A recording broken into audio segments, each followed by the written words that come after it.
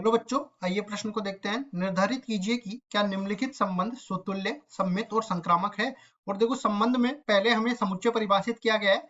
किसी विशेष समय पर किसी नगर के निवासियों के समुच्चय में निम्नलिखित संबंध आर, जहां पे आर इस तरह से परिभाषित है कि आर बराबर है एक्स वाई, जहां एक्स और वाई में संबंध है एक्स वाई की पत्नी है। प्रश्न को हल करने से पहले इसकी मुख्य अवधारणा के बारे में चर्चा कर लेते हैं। मुख्य अवधारणा, तो यहाँ पे देखो, कोई भी संबंध है वो किसी समुच्चय ए में परिभाषित होता है। तो हम लोग बोलेंगे ए समुच्चय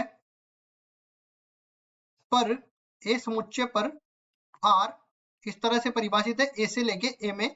तो यहाँ पे सबसे पहली चीज, स्वतुल्य के लिए हमें ये चेक करना पड़ेगा कि अगर ए कोई भी अवयव ए वो संबंध आर में है, जहां पे प्रत्येक ए जो है वो दिए गए समुच्चय ए से होना चाहिए। दूसरा, सम्मितता के लिए हम लोग ये बोलेंगे सम्मित।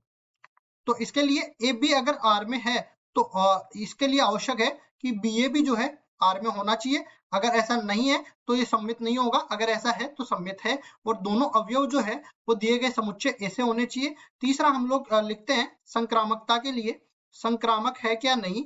तो इसके लिए देखो, ए बी वो दिए गए संबंध आर में होना चाहिए। दूसरा, बी सी जो है वो भी दिए गए संबंध आर में होना चाहिए। और इसके लिए आवश्यक है संक्रामक होने के लिए कि ए सी भी जो है दिए गए संबंध आर से होना चाहिए। अगर ऐसा नहीं है तो संक्रामक नहीं है, जहां पे प्रत्येक एबीसी जो है वो दिए गए समुच्चय ए से लिए जाने चाहिए।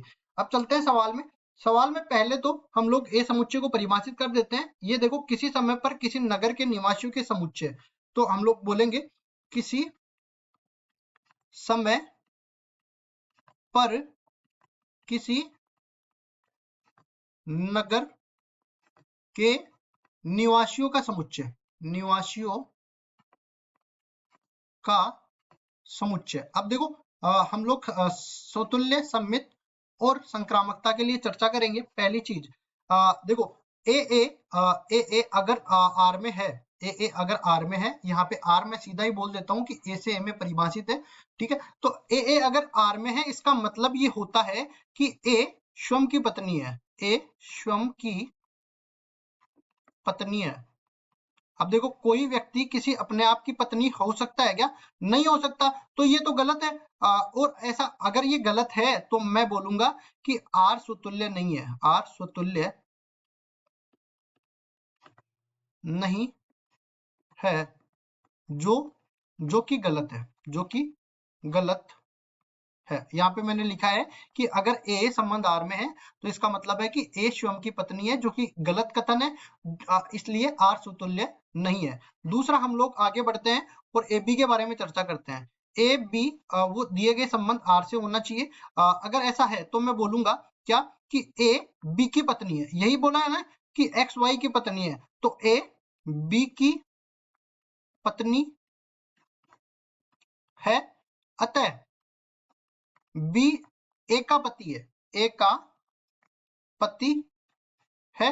और अगर मैं इसका उल्टा कर दूं सम्मित के लिए कि बी ए जो है संबंध आर में है, इसका मतलब ये है कि बी ए की पत्नी है, बी ए की पत्नी है। और अभी अभी मैंने ऊपर क्या बताया था कि बी तो ए का पति है। तो ये जो नीचे वाला कथन है वो गलत हो गया, जो कि गलत है। अतः गलत है तो ये इसमें नहीं आना चाहिए। और दूसरी चीज, यहाँ पे मेरे को लिखना चाहिए कि अतः आर सम्मित नहीं है, सम्मित नहीं है। अब देखो, तीसरे वाले में चल लेते हैं। तीसरा वाला क्या कहता है कि ए बी जो है वो आर, ए बी जो है आर आर में है। इसका मतलब ए बी की पत्नी है, ए बी की पत्नी है। और इसी तरह मैं बोलूं कि बी सी में है, बी सी में है, बी सी जो है आर में है। इसका मतलब कि बी सी की पत्नी है, बी सी की पत्नी है। अब देखो, इसको मैं समझा देता हूँ, जो कि गलत है। यहाँ पे लिख देता हूँ जो कि गलत है। अब देखो, मैं समझाता हूँ। जैसे मैं बोलूं कि ए बी की पत्नी है, इसलिए बी ए का पति हो गया, मतलब बी तो कोई व्यक्ति हो गया, मतलब आदमी हो गया ना, वो औरत नहीं है। ए औरत है, बी आदमी है। ठीक है, अतः बी आदमी है तो वो सी का, सी चाहे आदमी हो चाहे औरत हो, वो सी की पत्नी नहीं हो सकता, पति हो सकता है, वो भी ए का पति है। ठीक है, तो यहाँ पे ये कहना गलत हो गया कि बी सी की पत्नी है।